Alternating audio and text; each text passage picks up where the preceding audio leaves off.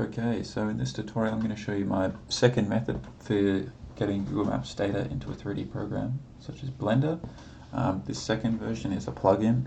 It's a bit easier to use than the render-doc method and can give you a bit more control over the method. So what you're going to need to do is install this BLOSM for Blender. This is a plugin that allows you to grab and import Google 3D city data as well as OpenStreetMap, terrain, all this sort of stuff. So it's a good program to use. How you do it is you go preferences, once you've downloaded it, install, and then you can install this. You get this BLOSM thing here. You need to get a 3D tiles key. To do that, you just go get it, and it'll bring you to this developer page. You just sort of sign in and get your Google credentials for this. You need to put some card details in, so if you do go over the set allowance for the free support, you will get charged, but you do need to import quite a lot of data to do that. So once you've done all that, you can just press N in Blender, and you can click this tab here for BLOSM, and then you can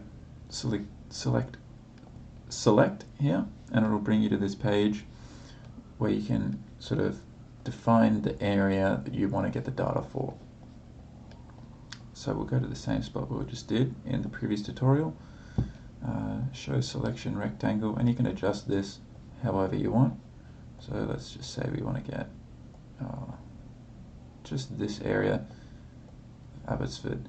It will extend a little bit beyond, that's fine though. And then you can click copy, and it'll give you the coordinates. And then you can paste those coordinates by clicking paste in here, in this little part of the tab. And then you go 3D Google Tiles under this drop down menu, and it allows you to select basically the resolution of what you're going to be importing.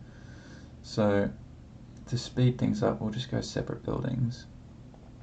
But if you want something with more detail, you can select buildings with more detail.